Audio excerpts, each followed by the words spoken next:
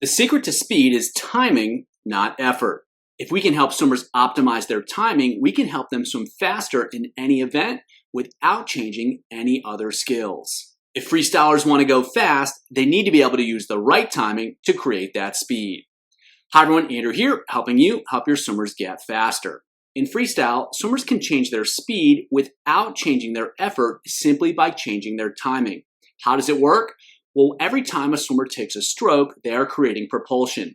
It's the left arm, it's the right arm. Now, if swimmers have gaps in propulsion, so it's left arm, gap, right arm, they're not going to be able to create as much speed because there's a gap in propulsion rather than continuous propulsion. Well, that can be a disadvantage if swimmers want to go really fast. It's actually an advantage over longer distances because it allows swimmers to create a more efficient stroke. If they have a little bit of recovery in between applications of propulsion, they're going to be able to maintain their speed for longer. And if they want to swim faster, they don't have to change how they're applying propulsion. They just have to shrink the gaps in propulsion, and therefore, they're going to be creating more propulsion per unit time, which means they're going to go faster. So a key skill in freestyle is optimizing those gaps in propulsion depending on what they're trying to achieve. Longer distances, slower speeds, they're going to be bigger gaps. Shorter distances, faster speeds, those gaps are going to shrink, and as we'll see, some swimmers are actually able to overlap those propulsive phases, and that allows them to achieve a ton of speed. So how do swimmers control the gaps in propulsion? It's all about arm timing. When they want bigger gaps, they're going to use more and more of a catch-up style stroke. And when they want shorter gaps, they're going to use an arm timing where the arms are moving more in opposition. It's an important skill for all swimmers, regardless of the events that they swim, because distance swimmers need to sprint at some point in their races, and most sprinters are going to be doing some sort of lower speed training, and they need to be able to choose and use an optimal stroke in that context as well. With that in mind, let's see what it looks like in elite athletes to get a better understanding of what needs to happen. And when you know what needs to happen, it's a lot easier to make it happen. So the swimmer here is going to be demonstrating gaps in propulsion with the arms. And so that's referred to often as catch-up timing. And so even if the arms aren't literally catching up in the front, if there's a gap, that's a catch-up type coordination pattern. So if we watch here, the right arm is going to start applying pressure and creating propulsion right about there. You can see that the elbow really starts to move back there. And so creating propulsion, now his left hand has entered, but it's not doing anything in terms of creating propulsion. So we still have one arm here, and then that arm is going to finish. He's pretty much exited here. There's no more propulsion on that right side. And as you can see, the left arm has not done anything to start getting into the position to create propulsion, let alone actually creating propulsion. So we have no propulsion at this point in the upper body. So now the arm is getting set, and now the left arm is set up to create propulsion. Right here, starts to apply pressure. You can see that the elbow starts to move back. That's typically a pretty good sign. Swimmers are going to start applying pressure and creating propulsion. The right arm is entered. Again, it's not doing anything from a propulsive standpoint yet. So left arm is pulling, left arm is pulling, left arm is out. And again, check out that right arm.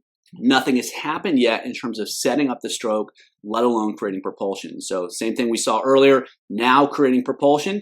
And so from right about here, this is where the swimmer is going to stop creating propulsion. So from here until there's that gap in propulsion. So no propulsion is being created with the upper body. And so again, now we've got the other arm, and so the right arm is finished in there. So from there until probably right about there, it's a little bit harder to see when they're on their other side. That's that gap in propulsion. So each stroke from left arm to right arm to left arm, there is a gap. And so swimmers, if they're not applying pressure to the water, they're not creating propulsion with the upper body, they will slow down at that point. And so even if they have a really powerful pull, even if they're moving a ton of water, it's going to be surge, slow, surge, slow, surge, slow. And so if this swimmer wanted to go faster, he wouldn't necessarily have to apply more pressure or create more propulsion per stroke. He just gets rid of those gaps, and the average propulsion is going to go up because we don't have periods where there's no propulsion.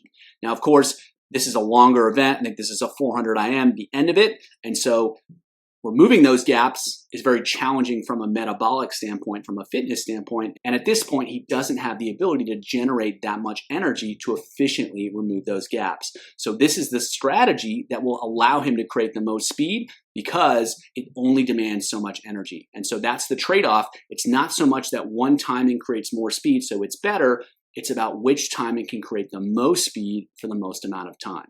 So in this case, over longer distances, swimmers are going to have gaps because they can still create a lot of speed, but it's a sustainable speed.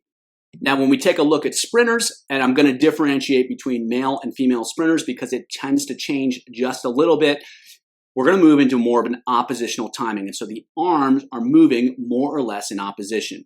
So if we see here on the right side, she's still applying pressure, she's still holding water, and then she's finished the stroke right about there. You can see the hand disappear, and that disappears behind her hip, so it probably hasn't quite left the water yet.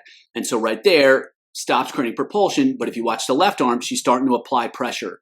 And the difference between the sprinters and the previous example, she's not going to take the time to get into this big setup of the stroke. She's going to get right into it. And so right when she starts applying pressure, you can even see her head, her upper body start to surge forward a little bit.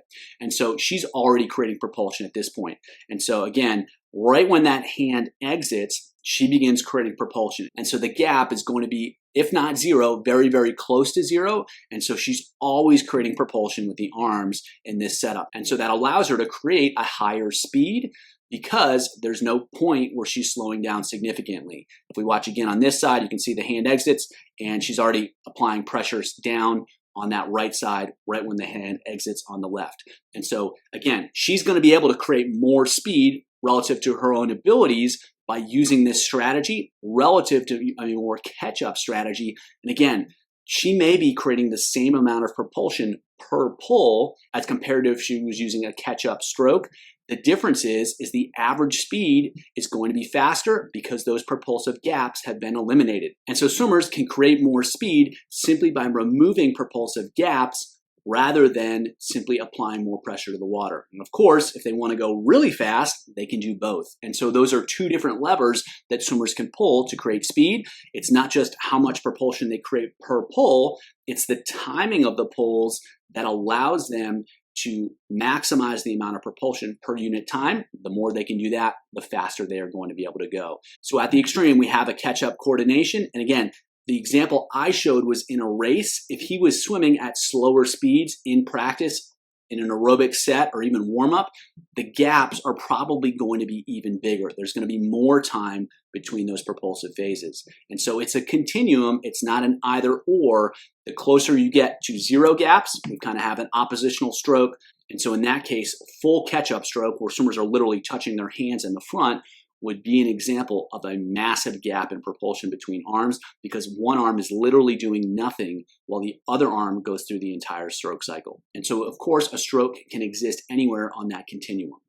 Now, once swimmers can achieve speeds that typically are only seen in elite males, the arms can actually start to overlap. So instead of having one arm finish propulsion and the other arm immediately starts creating propulsion, what we have is that there's an overlap. And so both arms are creating propulsion at the same time. Now, both these swimmers are going to be demonstrating this skill. And so if you watch a swimmer in the white cap in the foreground, we're going to see his left arm is still creating propulsion. He's still in the middle of his pull, and that right arm has already dropped down and he's applying pressure to the water already. And you can see his hand is still fairly deep on that left side. And so he's going to be overlapping. And what that's called in the research, it's called superposition. So instead of opposition, it's superposition. So the propulsive cycle of one arm is superimposed on the other.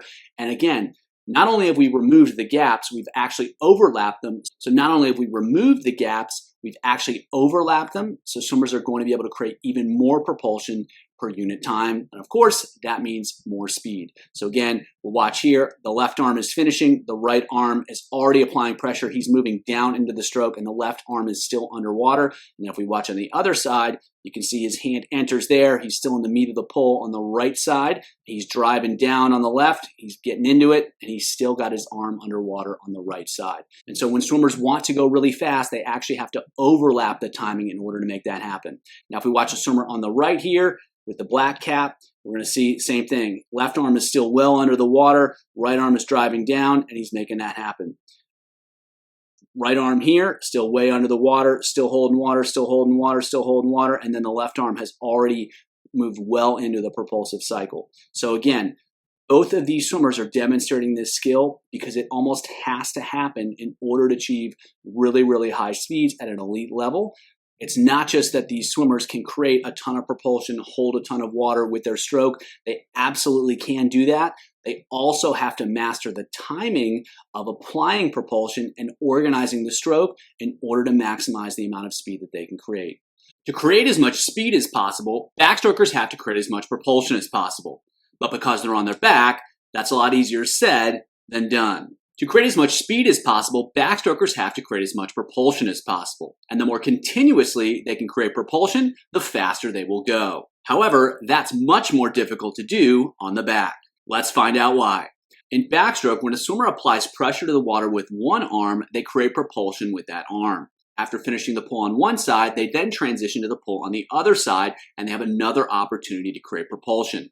While swimmers perceive that they're constantly creating propulsion with their arms, and coaches perceive that too when watching swimmers, that's not necessarily the case. There's going to be a gap between when one arm finishes and the next starts. And the bigger the gap, the more difficult it is for swimmers to create speed. And unlike in freestyle, it's very difficult for backstrokers to change their timing to make sure that their propulsion is more continuous.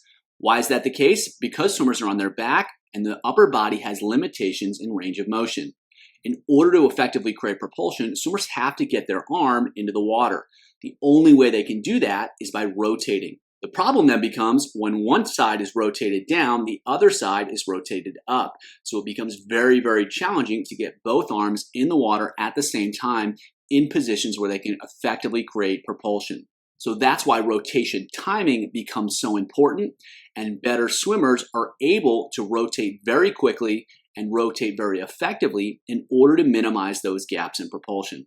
When swimmers don't get their rotation timing down, there's going to be more time between propulsive cycles, and that's going to slow swimmers down. Let's take a look at how to execute effective propulsive timing to minimize the gaps in propulsion to create as much speed as possible. So the first key point here is to identify the importance of being on the side in order to get the arm in position to create propulsion. So if we watch here, he's going to enter the water more or less flat. He's quickly going to get on his side. And now you can see, now he's starting to position his arm to create propulsion. Now imagine if he was rotated to the other side and trying to use that same right arm to set up the stroke. It's impossible. Even if he was flat here and he tried to get his arm facing backwards, his arm is just going to come out of the water. So swimmers have to rotate down in order to get their arm in position to create propulsion. Now, of course, if they rotate to the right, it's going to be very difficult to do anything on the left in terms of keeping the arm underwater in a position that they can still create propulsion. So let's watch it through that cycle. So right about here, you can see the elbow starting to drive back. This frame here, he's starting to create propulsion. He's starting to apply pressure on the right side. If you look at the left arm, his hand's like this. He's just lifting it out of the water. His arm is still in the water, but he's no longer in a position where he can effectively create propulsion. So now he's applying pressure, doing a great job. He's staying on that side. You can still see he's on his side, even though he's starting to kind of come away from it.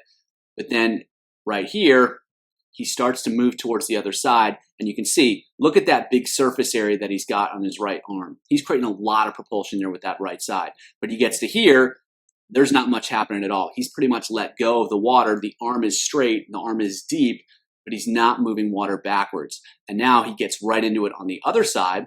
And so again, that loss of propulsive position, it corresponds when he's rotating away from that side, and that prevents him from maintaining a good position to create propulsion, but that allows him to transition to the other side.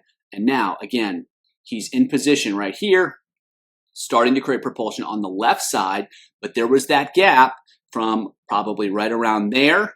He's no longer doing much with that right arm. It's unlikely that he's still creating propulsion. And then he's going to be here, he's creating propulsion now with the left side. So there is that gap between the two arms. Now, the faster swimmers can rotate from this position to there and then get into the stroke right away. So watch him. He hits the water, boom, he's in position almost immediately. So he's doing an excellent job of minimizing the gap by rotating very quickly to the other side. But the better swimmers do with that, the less time there's going to be in between strokes. And so this is a world champion over 50 meters. And so obviously, if he wants to create as much speed as possible, he has to be very, very, very, very, very good at minimizing those gaps. So still creating propulsion on the left side. He's still down a little bit on the left side. That last little bit right there is probably the most propulsion he's going to get out of that arm. There may be a very, very small amount that's still left over. But again, that's where he's going to finish. But there, boom, now he's on his right side and he's already in position to create propulsion on the right side. And so the rotation timing is key because it allows swimmers to get into position to create propulsion. If they're not rotated down, they can't do it. And again, it's not about a lot of rotation. They just need to be down to that side so that they can keep the arm underwater in a position that they can move water backwards with. And the faster that can happen, the faster that transition is. So as soon as he is no longer able to apply propulsion on the right side, he's switching quickly to the left side. And again, the faster swimmers can do that, the more effectively they can do that, the better the timing, the shorter that gap is going to be.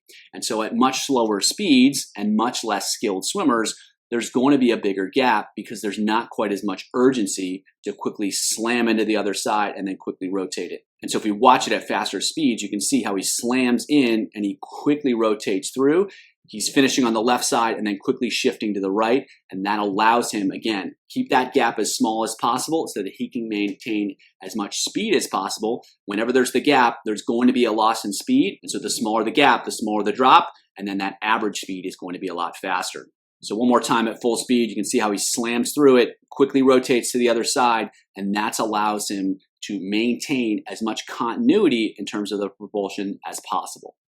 Now, different swimmer, same idea. Look at that position that she's achieved. She's on her left side. She's rotated down. Huge surface area moving backwards. She's holding on to it. And then right there, that's probably the end of it. She's kind of, you can look at her hand position. She's got her hand facing in now. It's not facing back. So she's just trying to lift the arm out of the water. It's still under the water, but it's not creating propulsion at this point. And she's quickly gotten into the left side. She started to rotate to the left side. She hasn't set up the stroke, but watch how fast she gets over there. So on her left side and then boom, on her right side. So as soon as she stops creating propulsion on the left, she's into it on the right. And then again, by this point, she's applying pressure. She's creating propulsion on that side. So swimmers have to be really, really good at waiting, because if she rotates away from this too soon, she's going to miss out on propulsion. But then once she's ran the course of that left side, she's got to quickly get over to the right and do so really quickly. And again, that minimizes that gap in propulsion, which allows her to create more speed. So she's boom on the other side again. So right arm pull, really effective there. That's kind of the end of it by that point. So now she's quickly on her left, setting it up. Now she's applying pressure. So quickly switching from side to side to minimize those gaps in propulsion to maximize the speed she can create. So at fast speeds here, again, you can see driving in, driving in, driving in, driving in, driving in. And again, that allows her to quickly get in position because she has to get onto that side to create propulsion. And that's what's tough about backstroke. In freestyle, that doesn't necessarily have to happen. Swimmers can create propulsion regardless of where their body is rotated. And in backstroke, they do have to be on that side. But they can't be on both sides at the same time. So they've got to quickly switch and quickly transition between sides so that they can be as continuous with their propulsion as possible. So one more swimmer here. We're going to watch it from a different angle. So right now, she's finishing the pull on the left side. You can see she's rotated down to that side. She's right about to enter on her right side. And then at this point, she's pretty much out of propulsion on that left side. You can see that the arm is fully straight. The hand is now facing towards us. And she's just going to basically lift the arm out. And then boom, quickly gets onto the left side. And then she's quickly in a position to create propulsion. So setting it up here, now she's applying pressure. She's staying on that left side. And now she's finished the stroke. You can see that. She lets go of it right there. Now she's fully on her left side. She hasn't started to apply pressure yet. Now she's setting up the stroke and now she's letting it go. And so that gap is pretty small. And then she's doing a really good job. And this is a world record holder. There's a reason that she's that fast. But again, she finishes it here. She gets onto the left side quickly. and then starts applying pressure. So there's going to be a small gap. It's still going to be there, but the faster she can rotate to the other side, the faster she can switch over, the smaller that gap's going to be. And that is how swimmers can navigate the challenge of swimming on the back and managing the constraints and range of motion of the upper body. The more effectively they can do that, the more effectively they can organize the whole stroke, the more effectively they're going to be able to create speed. So again, quick shift right there, no longer creating propulsion on that left side. Now she's creating propulsion on the right side. And again, finishes there and then starts to set it up on the left side and then create propulsion there. And so a key point is the first movement of the arm is not necessarily when she's creating propulsion. That's when she's starting to set up the stroke. When she starts applying pressure backwards right about here, that's where she's really starting to apply propulsion. So the left side starts creating propulsion right about there. She has not started to do anything on the right side. Now she's setting up the stroke, and now she's starting to apply pressure. So there's going to be that gap, but the faster swimmers can rotate quickly from side to side, drive into the entry, quickly set up the stroke, the more speed they're going to be able to create. If you want to help your butterflies create more speed by creating more propulsion, there is only one way to make it happen. Swimmers can't change their timing, and there's very little room to pick up their stroke rate, so the only solution they have is to get more out of each and every stroke. Butterfly creates a unique challenge for swimmers because there is very little room for error, and there's very little room to adjust the stroke. Everything moves continuously, and because the arm recoveries are ballistic, there is no opportunity to slow things down. At the same time, because it's so ballistic, there's also not very much opportunity to speed things up. So if swimmers want to go faster, if they want to go significantly faster, and they want to do so by creating more propulsion, they can't change their timing, they can't pick up their stroke rate, so they have to figure out how to get more propulsion out of each stroke cycle. This is in contrast to all the other strokes. In freestyle and breaststroke, swimmers can significantly change their timing in order to go faster. In freestyle and breaststroke, swimmers can significantly change their timing in order to remove propulsive gaps so that propulsion happens more continuously. And even if they don't create more propulsion per stroke, they're always creating propulsion, and so they go faster. And in freestyle, backstroke, and breaststroke, in all three strokes, swimmers can simply pick up their stroke rate if they want to go faster as well. And because of the continuous nature of butterfly, those options are not on the table. In fact, stroke rates over 100 meters and 200 meters are actually very close, which is very different than what you see in the other strokes. And even in the 50 butterfly, where rates do pick up a little bit, it's only a small amount, and that increase in stroke rate is infinitely more fatiguing because swimmers often have to compromise their timing in order to make that happen. And so especially over 100 and 200 meters, swimmers can't change their timing so much to create more propulsion, and they can't change their stroke rate that much to create propulsion. So they have to learn how to hold more water with each stroke and with each kick. Let's take a look at timing in butterfly, why that timing creates big propulsive gaps in the stroke, and why it's very difficult to shrink those gaps. And if you can't shrink the gaps, we've got to make sure that swimmers create more propulsion per cycle. Let's take a look at elite swimmers making it happen. So this swimmer is racing over 200 meters, and what we're going to see is that upon entry, he's immediately getting into the catch. And what you see in freestyle and breaststroke, sometimes there's a pause, there's a hesitation, but even over 200 meters, this swimmer is not doing that because he can't afford to.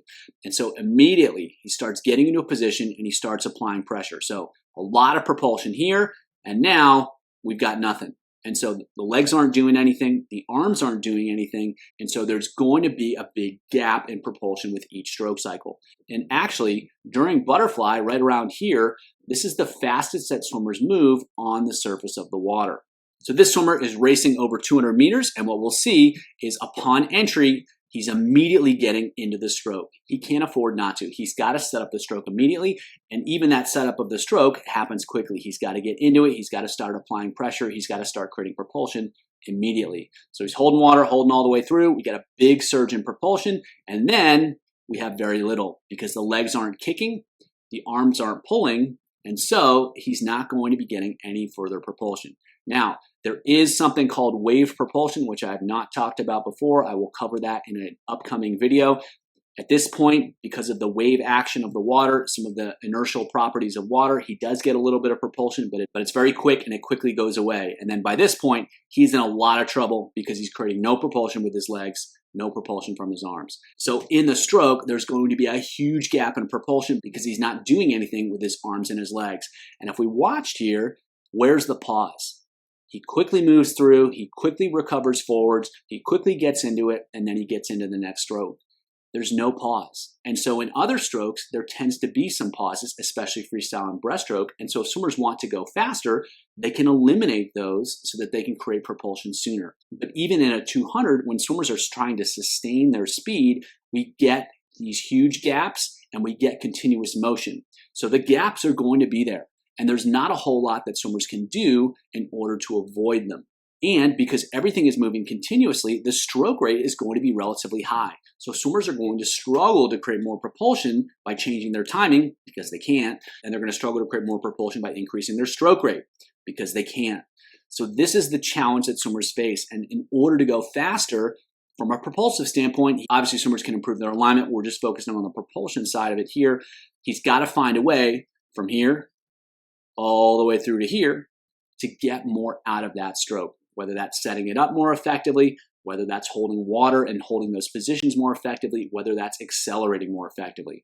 So if swimmers want to get better in terms of creating propulsion, that's where the changes have to happen because there are going to be these huge gaps in propulsion. Swimmers create a ton of propulsion, that's for sure. Again, at this point in the stroke cycle, swimmers are moving as fast on the surface as they do in any other stroke, including freestyle. It's only for an instant, but because of that big burst, and then followed by that gap, we get this big variation in the speed that they are traveling at any one instant. So that's the challenge that butterfly presents. Swimmers can't necessarily speed the stroke up because they have to maintain that same body rhythm, and there's very little opportunity to remove propulsive gaps because swimmers have to recover the arms over the water. Those are the rules, and if they do, they're not creating propulsion under the water, and they can only recover their arms so fast, and most butterflyers are already recovering their arms as quickly as they can. So here we have a 100 butterflyer, and this is a world record swim, and so we still see the same things. And so he hits the water, he's getting into it relatively quickly. He still sets up the stroke, holds it all the way through, big burst in propulsion. Now he's got this gap here, and there's nothing he can do other than recover the arms quickly, but he's certainly recovering them quickly. And again, there's no hesitation at any point in the stroke.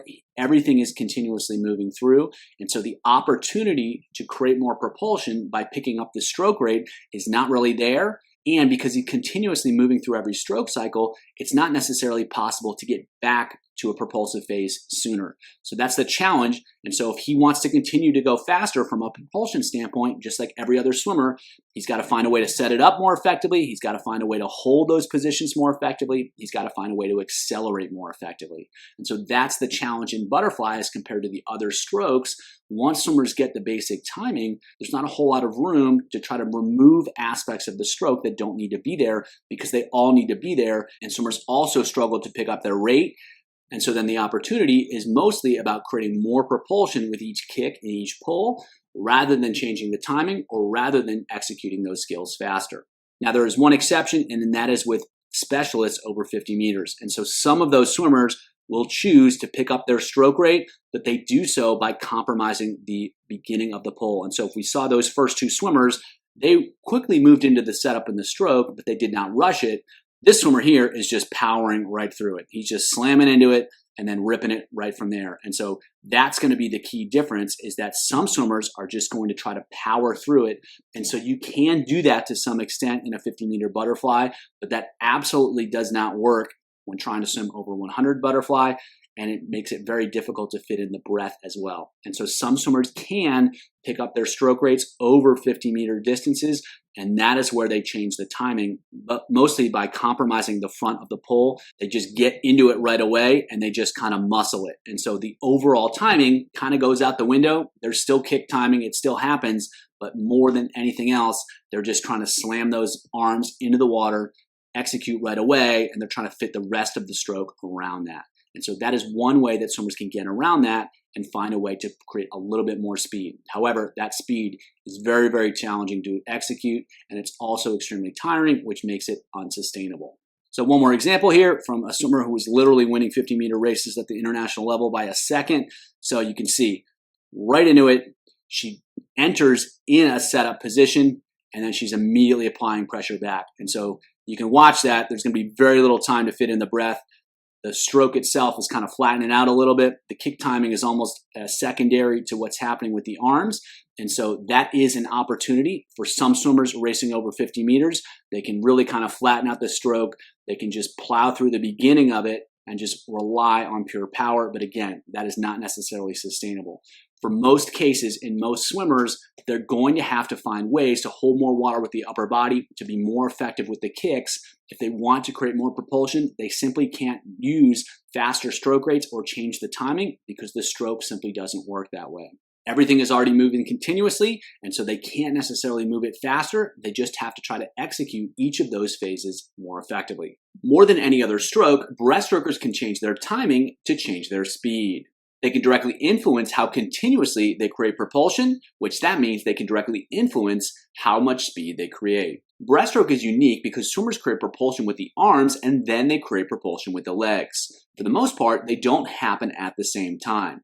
That's definitely not the case in backstroke, butterfly, and freestyle. That means swimmers can change their speed by changing how much time happens between propulsive actions with the arms and the legs.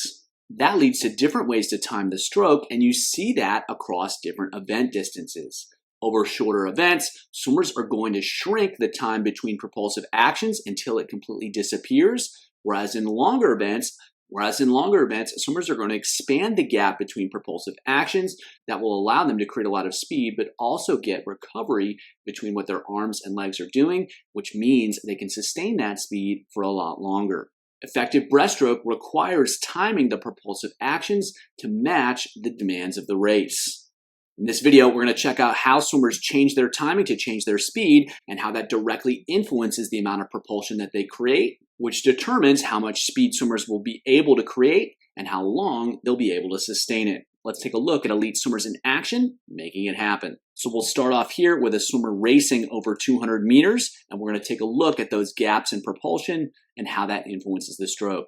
So what we're going to see here is she's going to apply force with the upper body. She's pulling, she's creating propulsion with the upper body, and that's happening. And now at this point, she's not really creating any more propulsion with the upper body. And if you look at her lower body, she's still recovering the leg. So she's not applying propulsion with the arms. She's not applying propulsion with the legs. There is a gap. And that gap is going to lead to a loss of speed. And so it's not until right about there that she actually starts applying pressure backwards with the legs and starts to create propulsion. So we have a gap from right about here until right about there where there's no propulsion being created. And so obviously that's going to lead to a loss in velocity. It's also going to give the arms and the legs more time to recover, which means hopefully that those propulsive efforts can be sustained for a longer period of time. Now, if we go to the legs here, she's creating propulsion there. And by this point, she's created most of the propulsion she's going to get out of the kick. And now nothing has happened yet with the upper body. And so she's sculling out here. She hasn't really started to apply pressure too much.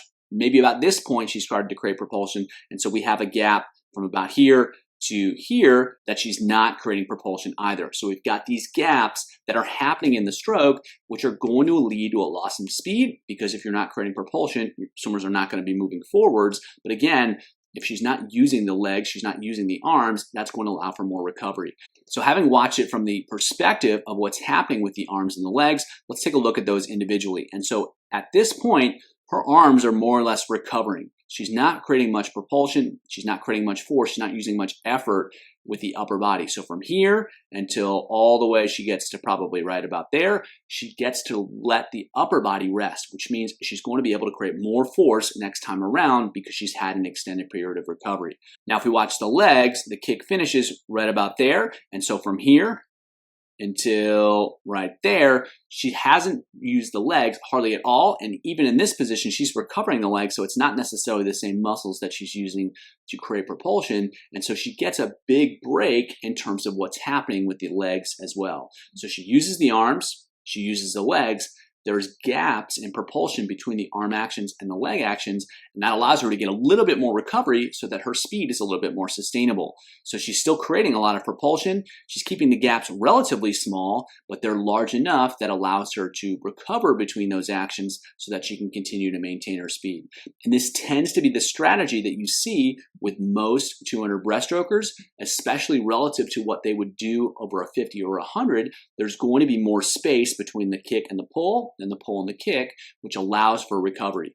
The key is to try to find the sweet spot where swimmers can create as much speed as possible because they're creating as much propulsion as possible, while also being able to sustain that speed, and by getting enough break in between the arm actions and the leg actions to be able to repeat them. And breaststroke is a very difficult stroke, and so for a lot of swimmers, if everything's stacked right on top of each other, it's going to be very difficult to manage that, especially over 200 meters. And with an understanding of what's happening generally, there are also swimmers that are much better at kicking, and they tend to ride out the kick a little bit more in the front, somewhat like this swimmer. However, if the swimmer is not very good at the kick, they're not going to have the luxury of maintaining a long position out in front. They're going to have to get into the stroke a little bit sooner. And so there's the general principles, but then there's also how they apply specifically to individuals. To better illustrate these concepts, let's take a look at another swimmer who's racing over 100 meters using a much higher stroke rate and how they're organizing the stroke to minimize the gaps in propulsion to maximize the amount of speed that they're creating. And so he's going to finish the kick right there, and then he's already kind of getting into that position where he's applying pressure immediately and then starting to execute the pull. So the gap is going to be a lot smaller. Now, if we watch the pull here, he's going to get into that much faster. And so he's doing that by recovering the arms faster. He's recovering the legs faster so that he can get into position much quicker, and so he can create propulsion as soon as possible. And so one thing that he's got to do is he's got to make sure he finishes the pull before he recovers the legs, because that allows him to maintain a really good body line when he applies the pull. And then he tries to get into that position. And as soon as he's in streamline again, or close to streamline, he's going to kick then so he can kick in a streamline position. But he's making this happen as fast as he can. The gaps are much tighter, much smaller. That's going to mean more speed, but that also means he's not going to be able to sustain it as much because he doesn't have those recovery breaks. So it's the same idea, it's just that there's much less patience. The gaps in propulsion are going to be smaller, even if the same basic timing is there. And so both swimmers, they're going to kick when their upper body's in streamline, and they're going to pull when their lower body's in streamline. This swimmer is transitioning between those two positions as quickly as possible. You see that right there. And then after the kick, he's getting right into the pull as quickly as he can too. And so the same ideas, it's the same concepts. The stroke just shrinks. Those propulsive gaps are eliminated as much as possible, and that allows swimmers to create more propulsion in the same amount of time, which means they can create more speed. Now, there are some swimmers that push that to the extreme, and they will actually overlap the phases of propulsion with the arms and the legs. And so we can see this swimmer here. He's going to finish his kick right there, and he is already well into the pull. And so he's being more aggressive, certainly than the first swimmer, and even more than the second swimmer in terms of getting into that propulsive phase with the upper body prior to finishing the kick. But we still see that he's finishing the pull here. His legs are still in streamline, and then he's getting into that really quick. And then he's kicking when his upper body's in streamline. So the same idea, but he's just getting right into the pull a little bit sooner. The other swimmers were waiting a little bit longer to start executing the pull, but he's getting into that right away. And so by the time the feet have actually closed, he's well into the stroke. He's actually applying pressure back, and that's going to allow him to maintain propulsion a little bit more continuously, which may allow him to create a little bit more speed. That doesn't necessarily mean that he's going to go faster than the previous swimmer. It just means that he's creating propulsion more continuously. If his overall skills aren't as good, he's not going to be as fast, but this may allow him to create a little bit more speed for his abilities. So again, still pulling when the legs are in streamline, but then as soon as they do, he gets into it, and he's still kicking when the arms are in streamline, but he just gets into that pull a little bit faster, a little bit sooner. And the goal is to try to be a little bit more continuous with the propulsion so he can create a little bit more speed. Now, if we look at 50 breaststrokers, it goes even further. And so if we watch this swimmer here, by the time he finishes the kick, he's well into the pull, and then he's executing the pull, and then he's getting right into it. And so still, he's executing his kick when his upper body's in line, and he's executing the pull when his lower body's in line, but there is zero hesitation at any point in the stroke. He's moving right into it right away. And so again, by the time the feet close there, he's well into the stroke, whereas our other swimmers were still in a more or less streamlined position. And so he's being a lot more aggressive with the timing. However, still being careful to pull while the legs are in streamline, still being careful to kick. You can see right there when his upper body is more or less in streamline, but just really shrinking those gaps so that there is zero pause. And you can see he's still kicking there, and the orientation of his hands are already facing backwards. He's already creating propulsion with the upper body. So the same timing principles are present. As much as possible, the arms are pulling when the legs are in line, as we see there, and the legs are kicking when the arms are in line, as we see there. However, the amount of space between the pull and the kick and the pull is going to change based upon the event distance. Relative to themselves, swimmers will shrink the gap when they want to go faster over shorter distances because sustainability is less of an issue, and the gaps are going to expand when they swim over longer distances because they need to try to get a little bit more recovery and they don't need to maximize absolute speed. If you want to learn more about how to improve breaststroke timing, check out the video below.